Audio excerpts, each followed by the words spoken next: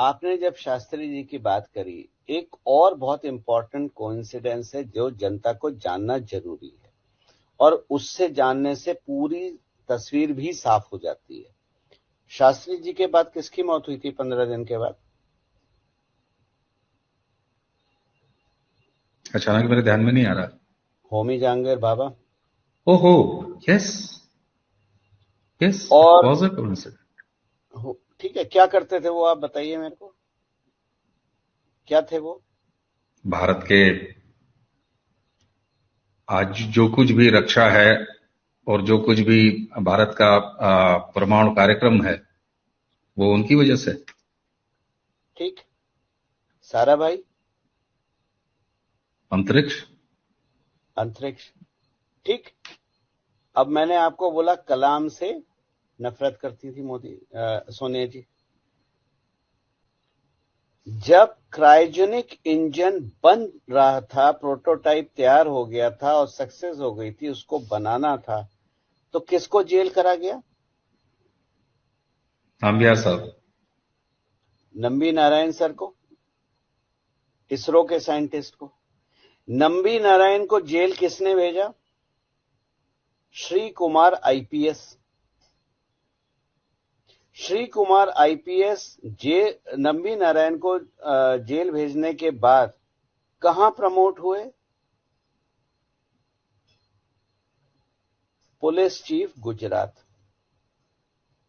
Police chief Gujarat बनने के बाद उन्होंने क्या करा? हाथ धो के नरेंद्र मोदी और अमित शाह के पीछे लग गए। आपने क्या करा?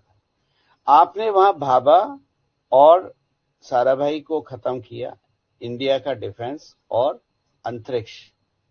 यहां आपने क्रायोजेनिक इंजन के बनाने वाले को रिजेक्ट किया, और भारत को क्रायोजेनिक इंजन की सप्लाई देने के लिए रशिया तैयार हो गया था, लेकिन आपने उन्हें हटा के वो ऑफर लिया ही नहीं, और आप डिपेंडेंट रहे किस पे?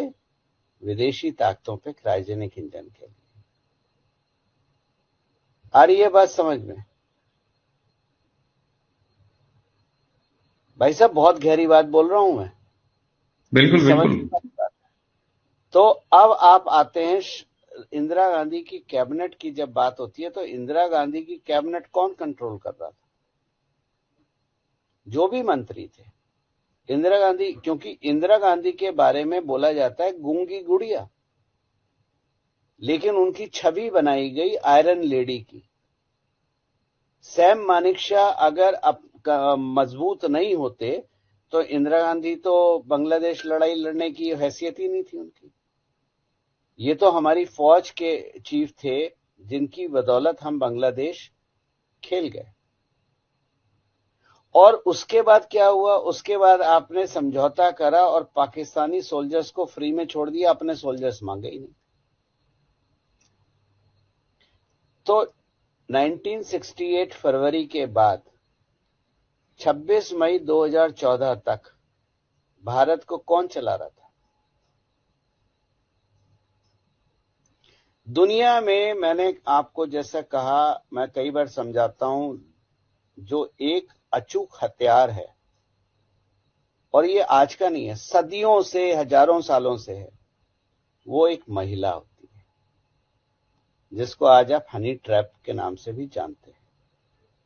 जितने भी रक्षा के केसेस हैं, चाहे इसरो साइंटिस्ट हो, चाहे फौज के हो, चाहे नेवी के हो, अफसर जो पकड़े जाते हैं, सब हनी ट्रैप में होते हैं ना। सबके पीछे एक महिला का ही हाथ होता है ना। तो भाई साहब, मेरे को ये बात बता दीजिए, फरवरी 1968 से 26 मई 2014 तक भारत को चला कौन रहा था? भारत को चला रहा था सीआईए, और सीआईए का जो घोड़ा है उसका नाम है आईएसआई। हम्म। आपने जहां सत्ता बदली, आपने जहां पीएमओ को फूल प्रूफ करा, जहां से अब कोई जानकारी लीक नहीं होती, ऐसा करते ही पाकिस्तान के हाथ में कटोरा आ गया और आईएसआई की कोई मान्यता नहीं रही, और पाक फौज आप आपस में लड़ रही है। आपने कंट्रोल हटाया था केवल। अच्छा, आप इसको 68 से ही लेके चलेंगे या इसको शास्त्री जी के ठीक बाद से लेके चलेंगे? नहीं, मैं इसको शास्त्री जी के पास से लेके चलूंगा, क्योंकि वो एजेंसीज की लड़ाई थी। केजीबी कंट्रोल करे या सीआईए भारत को कंट्रोल करे, क्योंकि भारत में असीम संपदा थी। भारत जितना गरीब रहेगा इन्हीं का फायदा है। भारत गरीब रहेगा, भिखमंगा रहेगा तो फायदा सीआईए और अमेरिका का है। मजबूत और उत्कृष्ट भारत किसी को नहीं भाता, क्योंकि उनकी दुकानें बंद हो जाएंगी, व्यापार बंद हो जाएगा। तो शास्त्री जी, और उसके बाद वो लड़ाई थी शास्त्री जी के हत्या पे, कि मैं हत्या शब्द इस्तेमाल कर रहा हूं, मौत नहीं कर रहा। शास्त्री जी की हत्या का 2 एजेंसीज की लड़ाई थी, और शास्त्री जी की हत्या के बाद एजेंसी की बागडोर धीरे धीरे केजीबी के हाथ से खिसक के 1991 के बाद पूर्ण रूप से सीआईए के हाथ में चली गई। और 1991 में जब केजीबी टूटी, तो केजीबी के जो आपके वो थे, सोवियत संघ तो कम्युनिस्ट था ना, तो जी, सामने वाली। सोवियत संघ कम्युनिस्ट था। लोग नहीं जानते, 3 कम्युनिस्ट देश थे इस एरिया के, सोवियत संघ, चाइना और आज का Islamic nation called Afghanistan. Afghanistan communist nation था। सोवियत संघ की लड़ाई अफगानिस्तान में क्या थी कि अफगानिस्तान सीआईए के हाथ में ना चला जाए, और उसको करने के लिए आपने पाकिस्तान को तैयार करा। सीआईए ने हथियार बनाया पाकिस्तान को। पाकिस्तान का तो अपना कोई वजूद आज भी नहीं है, क्योंकि उनकी कोई फिलॉसफी आज भी नहीं है।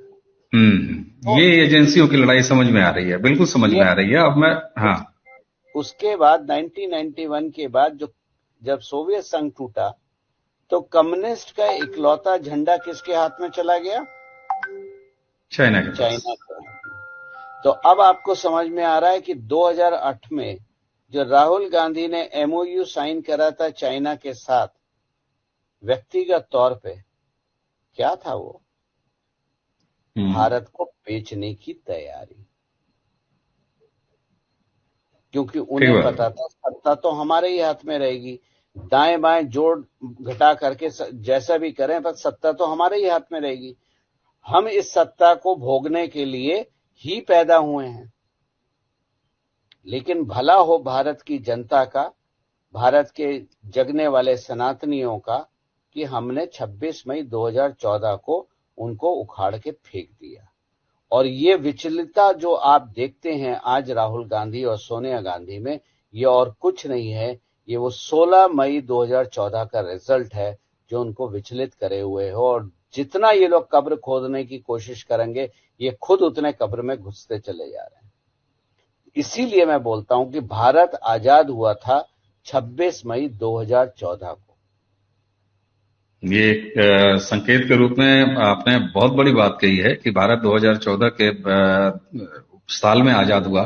तो अब तक जितनी बातें आपसे, और उसको आप कोई भी नकार नहीं सकता, क्योंकि एक पूरी क्रोनोलॉजी बिल्कुल साफ सुथरी लाइन और बड़ी क्लियर दिखाई देती है।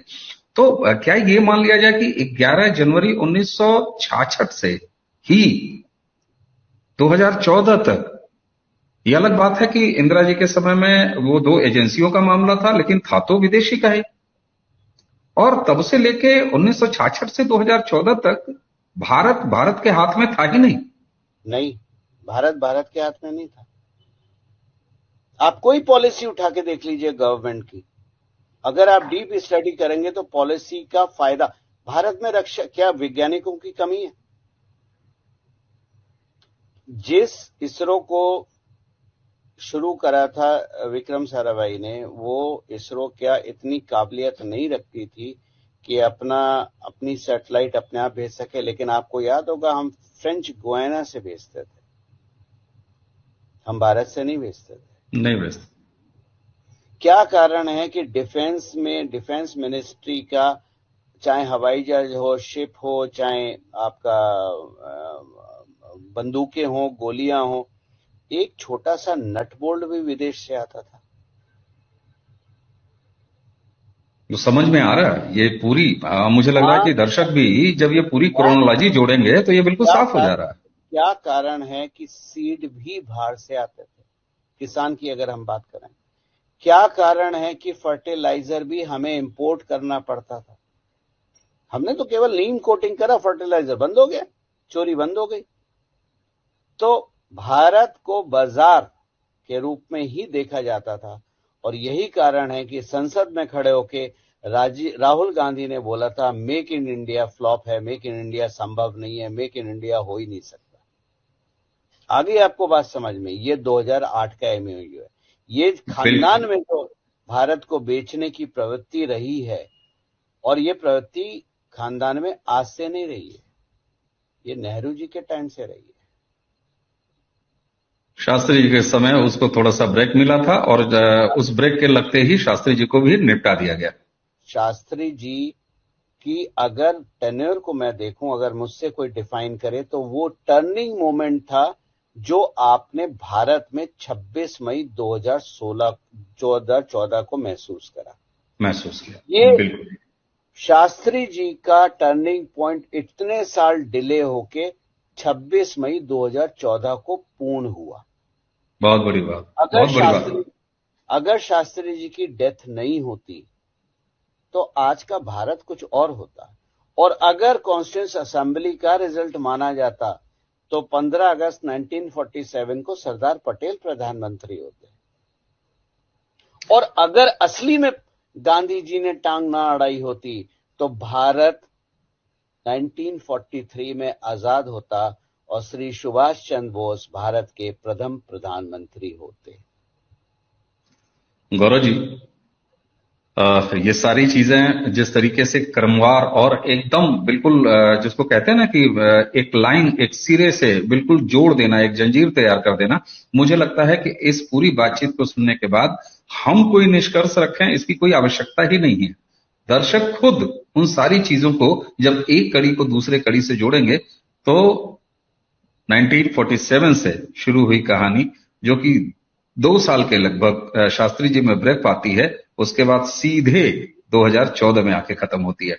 गौरव जी, ये एक ऐसा एंगल था, मुझे लगता है कि दर्शकों को बहुत सारी चीजें इस चर्चा को सुनने के बाद गुनने और बुनने के लिए एक जमीन तैयार करेगी और उनकी खुद की अपनी एक बिल्कुल खुद का सोचा, खुद की एक समझ कायम होगी। हमने और आपने इस चर्चा में केवल उनके बिंदु दे दिए हैं, जैसे कहते हैं ना, डॉट्स आपने खींच दिए हैं। अगर उस डॉट्स को, सारे डॉट्स को कवर किया जाएगा तो दर्शक बहुत आराम से आपकी कही गई बात को वास्तविक रूप से न सिर्फ समझ पाएंगे बल्कि उसका मिलान भी भारत की टेम्पलेट से कर पाएंगे। और तब पता लगेगा कि 2014 में अगर भारत में राष्ट्रीय स्तर पर सत्ता परिवर्तन नहीं होता तो आज भारत कहां होता। जी, आप कुछ कंक्लूड करेंगे? जी। मैंने केवल डॉट आपको दिए हैं और एक पिक्चर बना के दिखाई है, जो एक डेटा साइंटिस्ट का काम होता है, एक एज ए स्टोरी टेलर। आप खुद अपना गूगल खोलिए, रिसर्च कीजिए, जो डेट्स हैं वो रिसर्च कीजिए। अगर आपको डेट्स चाहिए तो मैं आपको डेट्स भी बता सकता हूं। आप उन डेट का क्रोनोलॉजी अगर आप समझ ले तो जैसे 11 जनवरी 1966 शास्त्री जी, 26 फरवरी 1968 सोनिया गांधी का विवाह, 31 अक्टूबर 1984, 21 मई 1991, 11 जून 2000, 30 सितंबर 2001, 27 फरवरी 2002, 2 सितंबर 2009, ये सारी डेथ डेट्स हैं।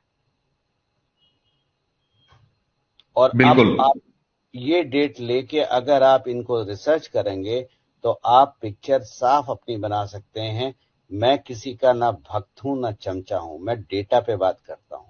और डेटा मेरे को ये पिक्चर दिखा रहा है कि भारत 26 मई 2014 को सही रूप में आजाद हुआ था। और उसके पिछले 9 साल में आपने वो परिवर्तन देखा है कि एक आजाद भारत क्या कर सकता है। और आज हम चंद्रयान लेके चांद पे भी पहुंच चुके हैं। बिल्कुल।